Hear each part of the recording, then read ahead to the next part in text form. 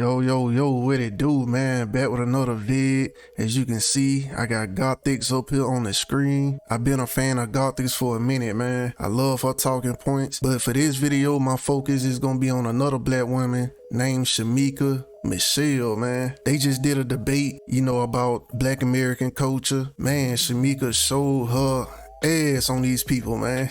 So yeah, I just want to cover a couple of points that was made. Is America a systemically racist country? And depending on your belief, how do our laws and our Constitution either support systemic racism or protect Black Americans from systemic racism by guaranteeing freedom and equality? My answer is no, because inanimate objects cannot be racist.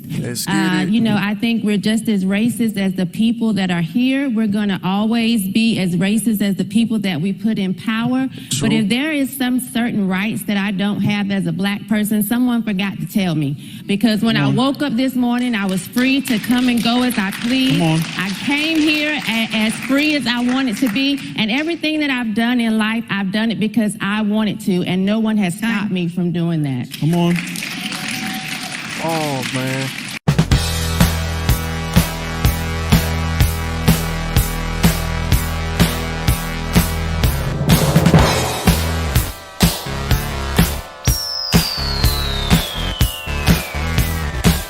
Shout out to Shamika, man. Just dropped a big bomb on y'all, bro. It's like the left gets so caught up in the past and trying to recover from things that happened in the past. It's like we forget to look at life for what it is right now. Take advantage of opportunities that we have right now to push each other forward. Why are we still talking about slavery? Why are we still talking about reparations? Why are we still talking about systemic racism? When in today's time right now, we freer than we ever been in a very long time. This is another reason why I made my book Leaving the Past, man. Because being stuck in the past is like a mental illness. You stuck on things that happen, and these things, they no longer affect you in no type of way. But because you still have some type of emotional bond connected to it, you let it destroy whatever you building right now in the future. Hell, you basically let it destroy your future. And it's stupid, man. We supposed to learn from the past, not let the past hinder us from progression. We have to keep progressing as a people. Individually, you have to keep progressing, man. But let's listen to the comeback. Is America systemically racist? That can be answered very easily. Has America paid reparations to the descendants of slaves and Jim Crow in this nation? Here we go. Absolutely not. Here we go with that. That is your answer to if America is racist or not. Can America be better? Absolutely. But she's far from it. And it's the same talking points over and over and over again, man. We can't get over racism until we get reparations. Everything is nothing but a money grab for the left. For the Democrats. It's so sad. They put it right in your face that the only thing they care about is money. So you mean to tell me if America was to give you reparations, you just gonna turn a blind eye to what happened in the past? You see, on the Republican side, we learn from slavery and we try to be better. On the Democrat side, look, you gonna have to pay us for us to turn the other cheek. And it's still, they won't learn nothing, they won't progress, they just wanna sell out. That's why I feel like we don't need reparations. Not right now. Maybe in the future when black people become a whole lot more competent and intelligent and learn how to progress in life as a group, as a collective, maybe we can get reparations then, because then we'll know what to do with it. Right now, you give reparations to black people, man, that money is going down the drain. It's going in the toilet. It's going to Chanel. It's going to Balenciaga. It's going to Versace. See, I can't even say it right. I'm an old poor country boy, man. But this is all the Democrats want, because they don't care about progression. They care about selling out. They care about getting money for right now, filling up their pockets. Until reparations are paid to these group of people who built this country, America will continually be racist. Thank you. Thank you very much.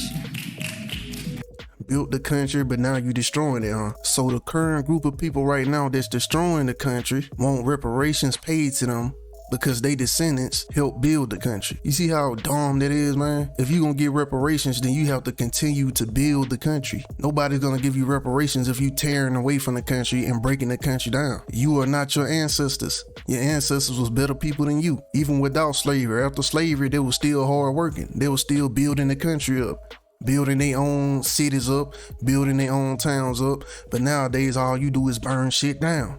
You break shit down. You decrease the property value everywhere you go. Why in the hell would America give you money for that? Okay, now let's move along to the politics section of the debate. Joe Biden stated weeks ago that our own intelligence agencies have determined that domestic terrorism rooted in white supremacy is the greatest terrorist threat to our own homeland today. Biden has spoken often about the rising threat of white supremacy and the dangers this poses to Black Americans, but never actually explains what this white supremacist threat is or what it looks like. What is Biden talking about when he references domestic terrorism rooted in white supremacy? He don't even know. Right side, panelist one, you have 2 minutes. I think Biden is talking about anybody who votes for Trump.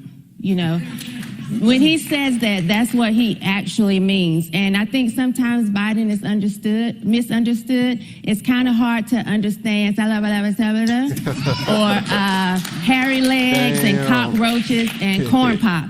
You know, none of us have a problem with Biden actually calling out racism or white supremacy. But I do have a problem with the notion that anyone who votes for Trump is racist and only racists vote for Trump. And I think that's exactly what he's saying. And none of us actually believe that Biden cares about Black people. We just really think that what he's doing is putting out this call. He's saying this foolishness. He's not our friend. He's not Uncle Joe unless he's that uncle that molests you when your mama steps out and goes to the grocery store. So what he's doing is just saying. You know, they call him Pedo Joe for a reason, man. And it's so crazy, man, how it's like pedophiles are the most protected people in the Black community, right? If you go against pedophiles, man, especially that uncle that everybody love, and this would make it so ironic that she say that everybody will go against you.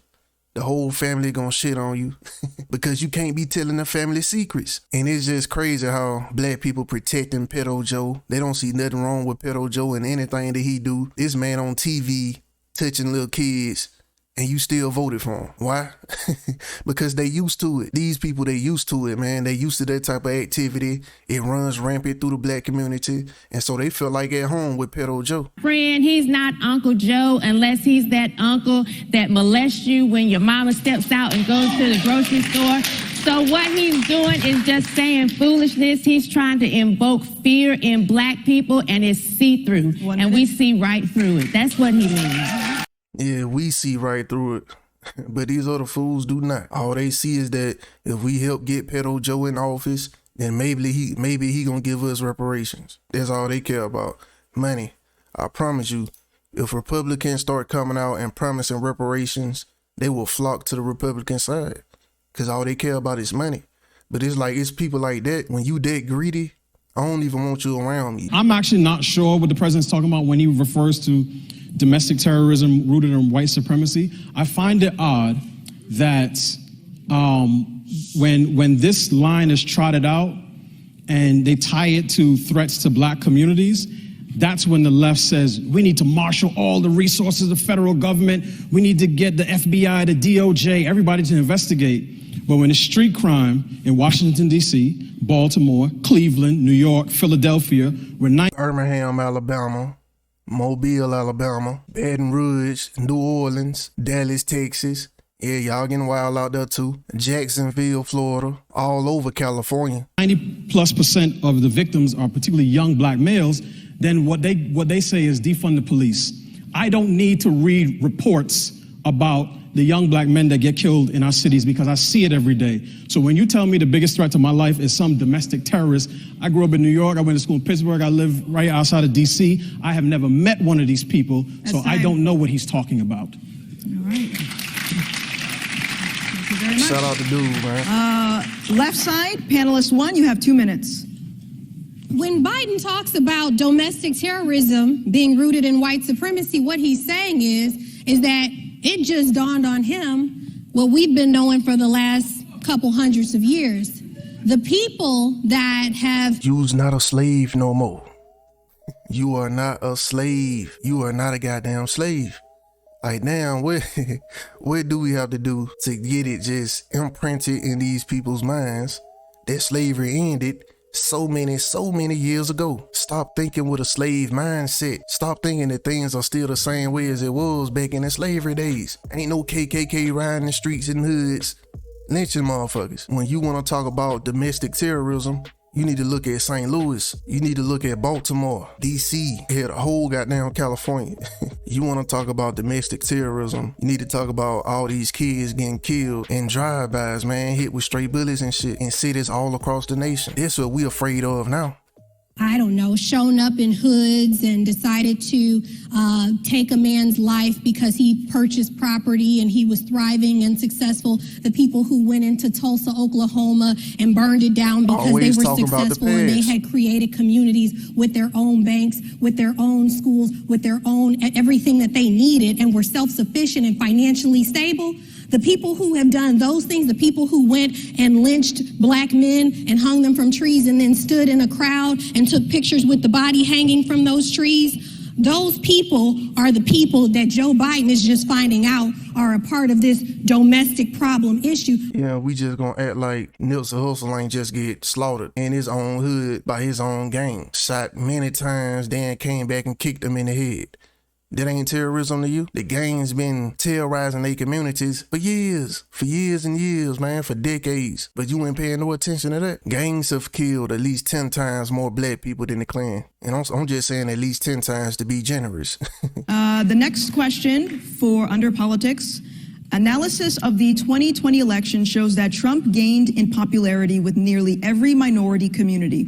Around 5% more black men voted for Trump in 2020 than in 2016. And around 4% more black women voted for Trump in 2020. After 4 years of being labeled a racist, a bigot, a white supremacist nonstop by the liberal media, what explains Donald Trump's rise in popularity with black Americans, and should Trump run again? Should Donald Trump run again? I do think he's a wartime president, and I think we're in a war, good versus evil. So that's why I would support him running again. I would also be open to Ron DeSantis because I think that he also understands that we're in a war, good versus evil. I know for sure I don't. This shit is not about race, man. I've been telling y'all, it's plenty of other people been telling y'all out here, especially the spiritualist people like me, we in a war against good versus evil. It ain't about black and white, man. It ain't about where you from or none of that shit. Right now, it's about wickedness versus darkness. I know for sure I don't want a beta male pissing on himself in office. So, you know, when it comes to the rise in popularity, I think it's because of common sense and people being able to just be logical. Right now, no one is concerned about having a friend, somebody that likes them or cares about them. We're more concerned with putting gas in our cars and food on our table, feeding our children and having a place to stay. We have hit an inflation of 40-year high. And so right now, people are less concerned about somebody being nice or being friendly to them. And I think that when it comes to, you know, the charge, the black men are leading that charge. Black men are changing the numbers. Why? Because black men are least likely to be given a crutch when times get hard. And right now we're in hard times. If you look back over history, when a black woman can't feed her child, she gets a check from the government. When a black man can't feed his child, he goes to jail. So for right now, we're not really concerned about whether somebody likes us. Black men have started to step and be more logical, and they're gonna save the country because that's what it's about right now. That's why the numbers are changing. Double salute. Double salute. You dropped the bomb on me, baby. You dropped the bomb on me. But you turned me on. You dropped the bomb on me, baby. You dropped the bomb on me. Let me tell you, I was a voter protection attorney back in Michigan in 2008 when Obama was running for office. People from Macomb County that were white were coming to Detroit telling people that they weren't eligible to vote. Then you have robocallers like Republicans who are actually on trial right now for calling and telling black people, if you use your ID to vote, they're going to come after you for child support. They're going to come after you for old warrants. These are robocalls. Jack Berkman. Thank you. All right. Right side, panelist 3, you have 30 seconds. Well, I was going to say the idea that we can't get voter ID is just a distraction, but apparently I need to be afraid of the ghost of slavery past because that's where the left likes to live. You know, when it comes to voter suppression, I do think that gerrymandering is an issue. However, what's also an issue when it comes to voter suppression is non-citizens being able to vote. I think it's also lying politicians stoking fear and telling lies and getting black people to believe that they can't get out and vote. So I think there is some voter suppression, but I don't think it's where people say that it is. Left side, panelist 3, you have 30 seconds. Yes, thank you. I don't like this 30-second stuff, man. I feel like they need a whole lot more time to get these thoughts out. You know, at least a minute and 30, you know what I'm saying, to really get their points across, you know. Suppressing the black vote is as American as apple pie. Here that we has go. always been the case. Whether you're talking about voter ID, gerrymandering, any type of thing to keep black people down, white supremacy has done that consistently. And bro, this shit is comical at this point. All they talk about is the white man is keeping us down. The white man is keeping us down. I refuse to let y'all Negroes keep making that excuse, because whenever I bring up the subject of a lot of black parents fucking over their own kids and kicking them out the house too early, not helping them, not teaching them nothing in life, and you basically handicapping them to the point where they can't really progress through life because you never taught them nothing. You never let them live with you, stack up a little money, knowing we living in some difficult, trying ass times, and they end up out here suffering, man. And so these black parents, they keep their own kids down. They block their own progression. They block the progression of their own family. So I don't give a damn about this white supremacy keeping black people down. I don't give a fuck, because y'all don't care about y'all own kids, man. Y'all want these white people to give y'all handouts when y'all sit around and tell your own kids that you never taught shit for one. You kicked them out the house, never gave them a chance. Now they out here struggling. When they come to you for help, you tell them, go get a job. Go save up your money. I can't help you. Why you looking for a handout? It's sick, man. But then got the nerve to turn around and ask for a handout from the government. Like I say, I can't even take niggas serious no more, man. All you can do is just laugh. With the ones on the left, you know what I'm saying? All you can do is laugh because they don't think. They not logical people. they want to suppress the black vote because they want to suppress the individual. It's all connected. There's not one without the other. There's not. Thank you. Thank you. All right. Now, let's move on to culture. According to the Census Bureau, in 1960, the number of African-American children who lived in single-parent homes was around 22%. Today, that number has risen to a staggering 64%. What is the explanation for this phenomenon, and what effect has this extraordinarily high rate of black children being raised in single-parent homes had on the black community as a whole? And does the black community need strong, intact nuclear families to be successful? Yes. Right side, panelist one, you have 2 minutes. Good one. Sure. I'm going to answer the last question first. Yes, the black community needs strong, intact nuclear families to be successful. Point blank, period. Point blank, period. Everything starts in the home. Everything, man. It's the foundation. Everything. Of it, the base. The notion that the government is a suitable substitute for a father has been disproven by the last 60 years of America's social history. In fact, I always argue that the federal government is an unfaithful husband and an absent father because it just has too many households to support. Exactly. Of every color. Of every color. Like Thomas Sotomayor used to say, the white man is the original deadbeat dad. You know, the government is the original deadbeat father, man.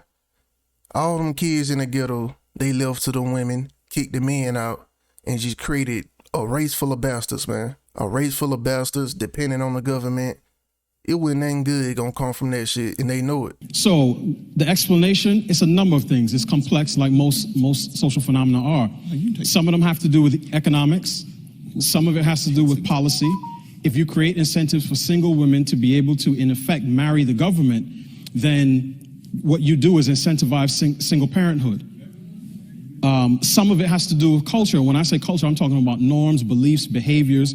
And when these things start to roll downhill, you don't have to keep pushing it. After a certain point, they repeat themselves under their own power. So when you see now 7 out of 10 black children born to parents that are unmarried, it's not because of the invisible hand of government that's pushing it. That's just becoming. He's sweating. He like, man, these niggas coming with facts and logic. I wasn't prepared for this. I wasn't prepared for this. Norm. We don't shame people, specifically in the black community. We don't shame men for having children that they don't take care of. We don't. We shame men for having political views that we don't agree with. But if a guy like Future or whoever else, I mean, rapper or regular guy has 7 kids by 6 different women, nobody bats an eyelash. So one of the big problems about this particular phenomenon is that the left and its professors and preachers and politicians refuse to talk about the importance of marriage and family. The last person who did it was President Obama. He was consistently criticized by his left flank, including hosts on MSNBC and college professors. I don't even like Obama. Left side, panelist 1, you have 2 minutes. Glad you brought up President Obama. He's one of the people I was going to mention. Why? Because the single-family home has created some of the most iconic people of the 21st century. Your President Obama was one of them. Oh my goodness, bro. Your President Bill Clinton was also another one. What is that? Kick her ass off the goddamn stage. I can't believe this, man. But this is exactly what people on the left do. This is exactly how they think. I can't believe she really just tried to use that as a comeback, man. This is why we need less of these people around. We cannot have people like this in leadership positions. So what about the other 72% of young black males growing up in single parent households? Did they grow up to be something great too? Or you just gonna cling on to this one off? And hell, he was raised by a white woman. So you really just digging a bigger hole for yourself. That means that you can take a woman and who has a village and allow her to then build and create an incredible human being. That doesn't mean that every person coming out of a 2-parent household is this wonderful, on-track, on-par person. I mean, of course, but when you have something that's broken, why not fix it? Why not fix what's broken? Most of these young black kids in the ghetto that's raised by single parents, they ain't in no great village that can help them succeed in life and help point them in a great direction. We don't have that background. We don't have the background of Barack Obama. We belong to a culture that teaches these youth, these young kids to go out there and be crash dummies, to throw their lives away. That at 18, the only thing they worth now is to just go get a job somewhere and work themselves to death and not try to strive to be anything better than that, but a worker. So you can't use that as an example. Have you seen the Bush children? I mean, there's so many examples of children who are raised in 2-parent family homes who have gone up inside schools and shot them up. The point I'm making is that it's about community and building and making sure that there's someone surrounding that mother and surrounding those parents, whether it's a single father. Like a father. You need a father to surround that mother and a father to surround that family, to give them that strong backbone that they need, to give them that strength so the father can help guide and direct his son into becoming a man. That's what you need. You don't need the damn government. Yeah, sometimes it takes a village, but you still doing them a disservice by not having a father around. Like, damn. Or single mother, so that they can have the resources and tools that they need. It's not individual to one person. If a home is filled with abuse and neglect, you're still going to get a broken person. So to put that on and say, well, yes, clearly there could be some things that we rebuild in the black community, and love and family and relationships are one of those, but that's one of the psychological chains of slavery. That's the vestige of slavery. What needs to happen is is that if we rebuild the family, rebuild the black person, pay reparations, I'm sure many people can get the therapy that they need to have healthy relationships and healthy homes. But what we've not done is we've not put the freedmen. Pay reparations to your kids. If you want reparations, give it to yourselves. Give it to your kids. Put them in a better position. Stop kicking them out at 18. Let them live with you and have a chance at stacking up and getting ahead. This your reparations. And the people who in 1856 were supposed to receive something from the government to help them engage as American citizens and give them the step forward to take them from slavery to citizenship, that has not been paid. And so you have a group of people who have still not been put in position of equality in this country. And until that's done, you're going to have to continue looking at, hey, why is it that their community's not catching up to us? They were never repatriated. Can't stop shaking my head, man. Right Can't side. stop shaking my head. Panelist 2, you have 1 minute. So yes, I think that the black community does actually need strong nuclear families, but not because we're black, but because that's the natural order. Amen. And so I think it would be safe to say that Reese may not be a Christian, because when God looked at man, he said it's not good for man to be alone. He gave him a woman. He didn't give him a village. He didn't give him the community. He said, be fruitful and multiply to this man and this woman. So it's supposed to be God, husband, wife, child. And that's the natural order. And that's why I think we can see some of the foolishness that we see in the black community, because we are out of order. And we can make up all of this stuff that sounds good. I'm from a single parent home, and I'm not somewhere cracked out in the street selling my body. However, that is not ideal. It would have been better for me to be in God's order, to have a mother and a father to raise me. And that's just what it is. You know, the effect that it's had, we've had women for generations now saying that they don't need a man, and we have boys that don't want to be one. Drop that bomb on you. Drop that bomb on them. Bars.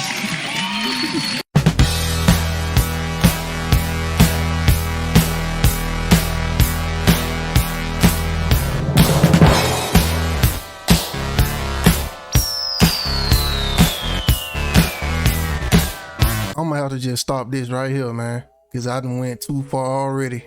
They need to have the Gap Band just come out of nowhere on the stage and just do their thing.